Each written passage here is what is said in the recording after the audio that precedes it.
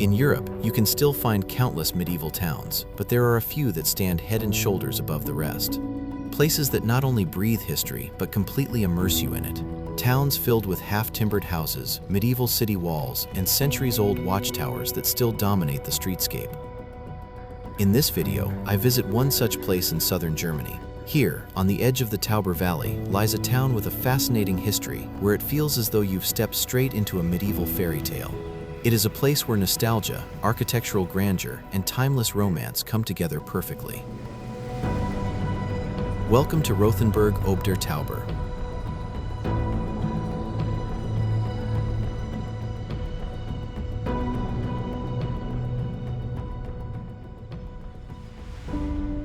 After a wonderful day in the beautiful city of Heidelberg, with its impressive castle ruins, historic old town, and the remarkable open-air theater dating back to the Nazi era, I drove about 150 kilometers east to visit the third city of this Germany trip.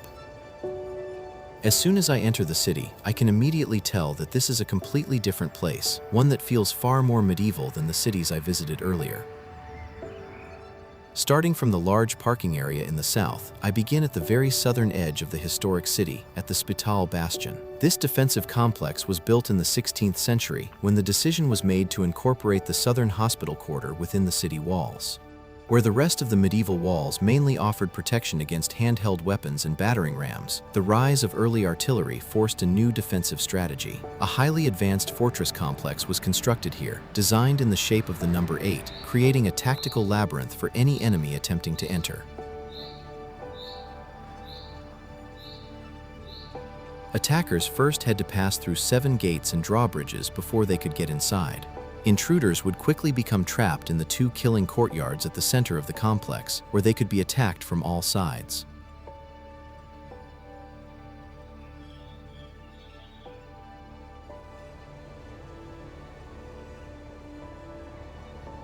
The entire complex can still be explored from the outside, but you can also walk through the old covered passageways inside, which perfectly demonstrate how the design was intended to function. From here, you have an excellent view of the killing courtyards as well as the surrounding landscape, nearly 3/4 of which is visible from the fortress itself. It is an enormously impressive structure, especially with the towering Spital Gate Tower and the medieval wooden-covered bridge. Right from the moment you enter the city, it immediately transports you back to the Middle Ages. From this bastion, I walk directly along the old covered passageways of the eastern city walls. This section of the wall originally dates back to the early 15th century, as do the 2 round towers known as the Grosser Stern and Kleiner Stern. Because this wall bordered an open and flat plateau, it had a particularly demanding defensive role and was therefore built much heavier and stronger than other parts of the fortifications. In the 17th century, the Grosser Stern in particular was extensively modified to better withstand the increasingly powerful cannons of the era, while also allowing the defenders themselves to deploy heavier artillery from the tower. For now, I leave the city walls behind and continue deeper into the center, where I soon come across the Siebersturm Tower, undoubtedly one of the most photographed towers in the city. The tower dates back to around 1385 and was built as part of the so-called Second City Wall.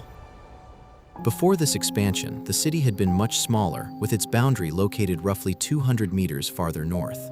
During the war, the tower was completely spared, meaning this is still the original medieval structure from the 14th century. Once through the tower, which is surrounded by half-timbered houses, I arrive at the Plönlein, the iconic postcard view of the city. It is still early in the morning, and I have this beautiful spot almost entirely to myself, which makes the experience even more special. And it is easy to understand why this streetscape became so famous. It inspired countless artists and filmmakers, even serving as the model for the village in Disney's famous 1940 animated film Pinocchio. Next to the Siebersturm Tower, slightly lower down, stands the Kobolzeller Gate, from where you can walk down toward the Tauber Valley. This tower also dates back to around 1385. The entire area was spared during the war, which means that even today, it truly feels as though you have stepped back into the Middle Ages. From this city gate, you reach a second gate as well, together forming a Zwinger, a defensive trap designed to confine invading forces within a small inner courtyard. Because of the gate's position on the steep hillside, it was strategically the perfect location. Anyone attempting to attack the city from this side would already be exhausted from the climb, all while remaining fully exposed to the defenders positioned on the higher ramparts and towers above.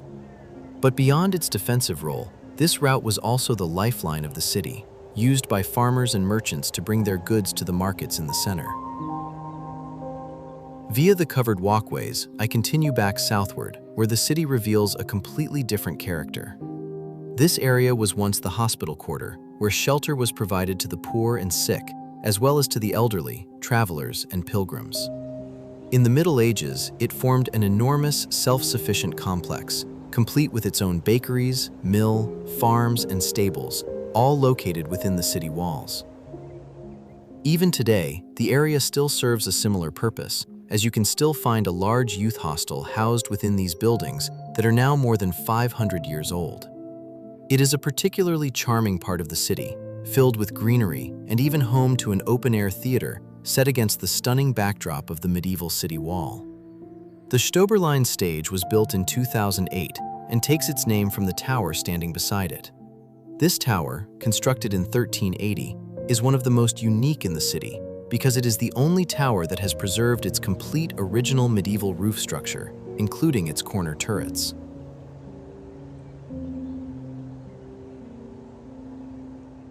Another remarkable building is the Herrngasse House, constructed in 1591 by the famous local city architect Leonhard Weidmann. It served as a massive kitchen for the entire complex, while the administrator of the hospital quarter lived on the upper floor.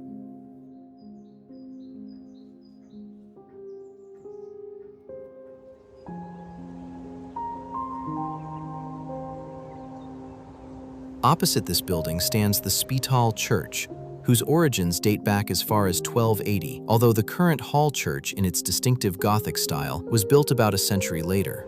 It is a modestly decorated church, with even the altarpiece itself dating back to the 14th century. Influential administrators and benefactors of the hospital were also buried inside the church. In the past, the church was directly connected to the hospital wards through covered passageways, allowing the sick and elderly to listen to and follow the Mass directly from their beds. From the southern part of the city, I walk back north along the main street, the Schmiedgasse, where the Plönlein is also located. It was once the street of the blacksmiths, as in the Middle Ages it was common for specific guilds and craftsmen to settle together in the same street. Because of the constant fire hazard, this area originally lay just outside the city's very first and oldest defensive wall, but after the city expansions at the end of the 14th century, it quickly became enclosed within the new fortifications. The street leads directly onto the market square, the heart of the oldest part of the city and the political, social, and historical center of Rothenburg. The square is surrounded by impressive architecture, including the monumental town hall, the Ratstrinkstube, and the St. George's Fountain. On this square, you will also find one of the city's most adventurous experiences, the climb to the top of the Town Hall Tower. This slender tower, rising about 60 meters above the city, can be reached by climbing a long series of staircases. What begins as a fairly spacious staircase gradually becomes narrower and steeper, ending with a tiny ladder where you must crawl and pull yourself through a hatch to reach the outside. Especially the final section is certainly not for everyone, but once you have conquered all 220 steps and finally emerge at the top, you are rewarded with one of the most beautiful views over the city. Just like the medieval watchman once did, you can scan the entire surrounding landscape from here and see exactly what is happening throughout the city. If you are able to make the climb, it is absolutely worth it to experience this breathtaking view with your own eyes.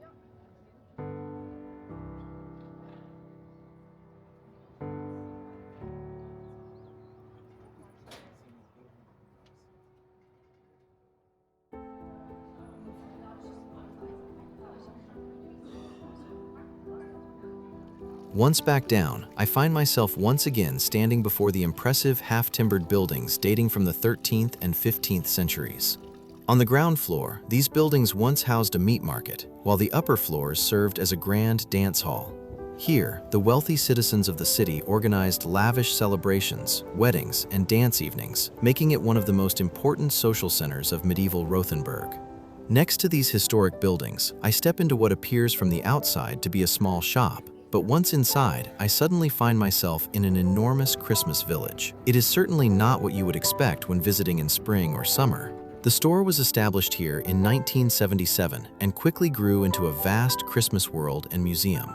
Even though the weather outside is beautiful and warm, stepping inside instantly transports you back to the winter season. I continue eastward along the Herrngasse, a broad street that stretches from the market square toward the Burgtor. This street was once reserved exclusively for the wealthy elite, including noble families and mayors. Following the old southern city wall, which is largely defined by the natural elevation of the terrain, I arrive at the grounds of the Alte Burg. On this western promontory overlooking the valley, a massive imperial castle was built in 1142 by the powerful King Conrad III of Germany. From this location, the surrounding region was governed and defended, and it was here that the history of the city itself truly began. However, in 1356, the city was struck by the legendary 1356 Basel earthquake, causing a large part of the castle to collapse. It was eventually decided not to fully rebuild the fortress, but instead to use its stones for the expansion of the city. Today, the site mainly serves as a public park, with only the old chapel still standing. It may once have functioned as the castle's great hall or chapel.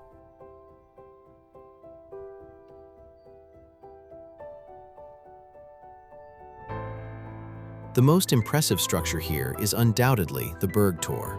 After the castle had fallen into ruin, the area no longer functioned as a fortress, which meant the city itself had to defend this vulnerable promontory. As a result, during the 14th and 15th centuries, this enormous gate was constructed, becoming the tallest and most complex gate in the city.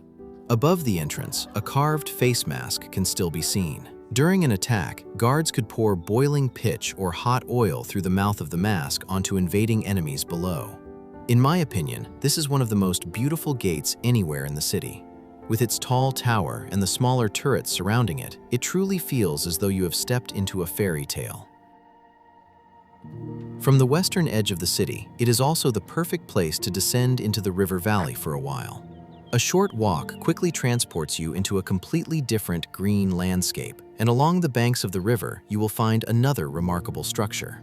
While the city's great castle has long since disappeared, a small castle still survives here that many visitors completely overlook. Toppler Castle was built in the style of a square tower, with its upper section constructed as a half-timbered house.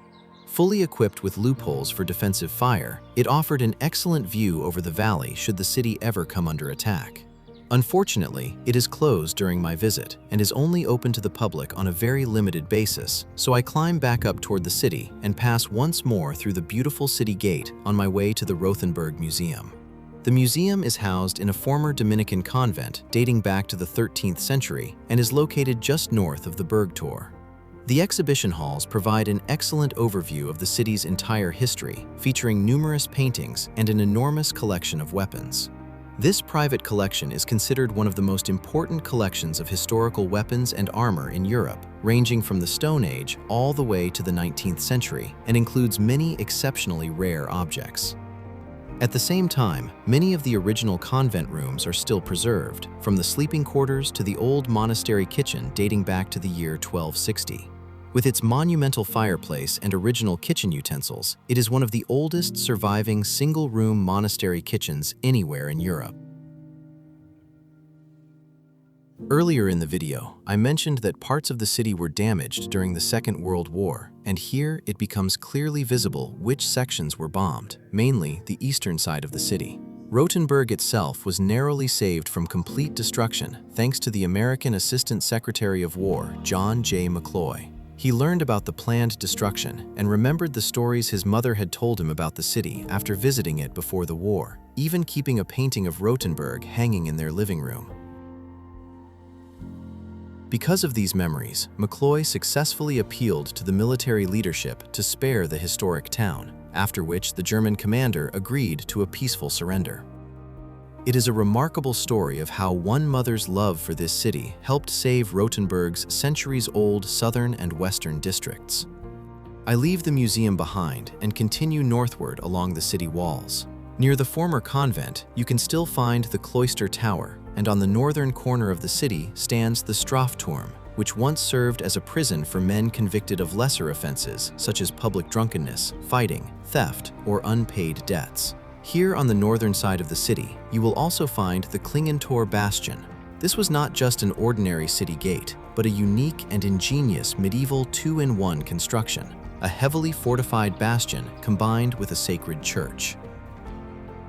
Because space within the city walls had become scarce during the 15th century, the city architect devised a bold solution. The church was built directly against the outer defensive line and literally functioned as an additional stone shield protecting the vulnerable northern flank of the city. The Klingentor Tower itself rises 37 meters high, and besides its defensive role, also served a second important purpose as the city's water tower. Water was pumped upward from the valley below by watermills, after which gravity ensured that the fountains throughout the city were constantly supplied with flowing drinking water. From this city gate, I begin my walk along the northern city wall. Unlike the more organic shapes of most of the walls surrounding the city, this section immediately stands out because of its straight and tightly aligned design. This was, of course, done for a reason. The perfectly straight wall gave archers and cannon crews an unobstructed line of sight along the entire length of the ramparts without any blind spots. The farther east I walk toward the Kumarek Tower, the more the appearance of the city center begins to change. I am now entering the part of the city that did not survive the war as well as the western districts, and this is clearly visible in the buildings, many of which are considerably newer. Although the city walls and towers largely remained standing and have been beautifully restored, the houses themselves clearly lack the medieval character still present in the western side of the city. I continue for a while along the eastern wall, passing the Gallows Gate, the Thomas Tower, and the Weiberturm. Because the eastern wall curves slightly, walking along the covered ramparts offers wonderful views of the towers stretching out in the distance. In this way, you really get a perfect impression of how successfully the fortifications in this area have been restored. At the Roder Tower, I make a stop and briefly step outside the city walls to admire this magnificent tower and bastion from the outside. While the eastern side of the city was almost completely devastated during the Second World War, the massive stone walls of the tower remained standing, allowing it to later be restored to its original 14th century appearance. It is also the only tower in the city that visitors can climb, and naturally, I am not going to miss that opportunity. At the top, there is an exhibition about the destruction of this part of the city, including photographs taken from the tower itself, which makes the experience even more impactful. At the same time, you can also see how beautifully the area has been rebuilt, especially the enormous city wall lined with its many towers. From here, you have a truly spectacular view over the fortifications.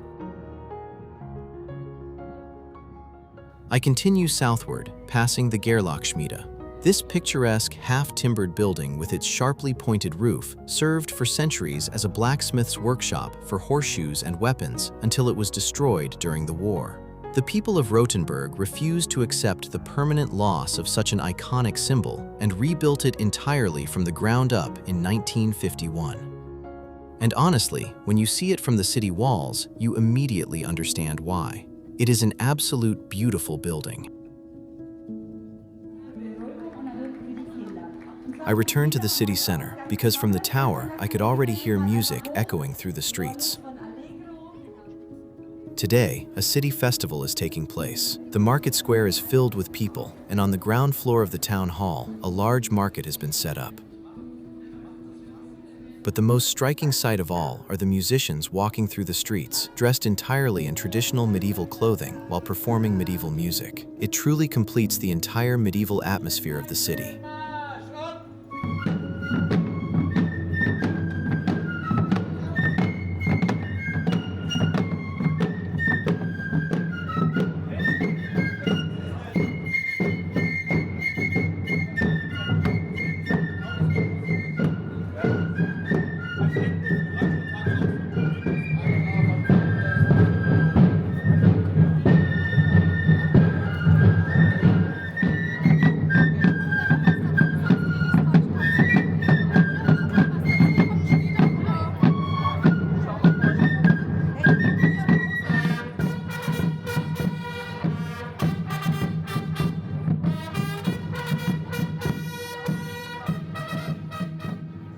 music draws me even deeper into the old town, where I pass the city's oldest gates. These were once part of the very first city wall and were built during the 12th century. The Markusturm, with its stone archway, is perhaps the most picturesque of them all, while a few hundred meters farther north stands the Weißer Turm, which in medieval times was completely whitewashed so that it gleamed brightly in the landscape from afar. It is simply wonderful to wander through the narrow streets of this city, surrounded everywhere by historic buildings and ancient towers.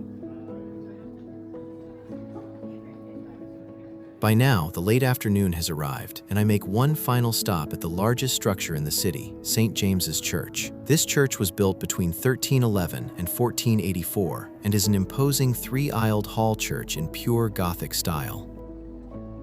After several expansions during the 14th and 15th centuries, parts of the church even extended over a roadway because of the lack of space within the city. Inside the church, you will find several artistic treasures of immense European value, including the Altar of the 12 Apostles from 1466, featuring paintings that contain the oldest known topographical depiction of the city.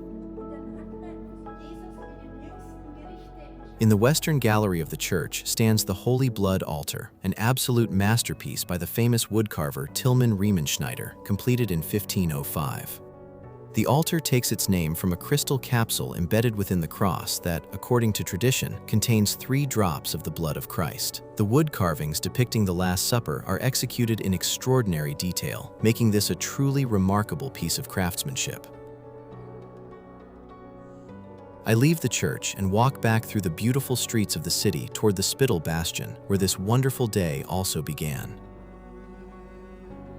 Rothenburg ob der Tauber is truly a city that stands as a living reminder of the Middle Ages, but also as a symbol of human resilience through war damage and the rebirth of its medieval structures. From the countless towers along the city walls to the imposing town hall and the beautiful half-timbered houses, this is a city where you genuinely feel transported into another era. It is a unique imperial city that still rises peacefully above the Tauber Valley and offers everyone who visits an unforgettable journey through history. In the next video, I will take you to Regensburg, a city where Roman history and the Middle Ages meet, and where remarkable monuments can be found just outside the city itself, such as the Liberation Hall and Valhalla. If you enjoyed the video, don't forget to leave a like and subscribe to my channel so you won't miss the next episode. Thanks for watching, and see you soon.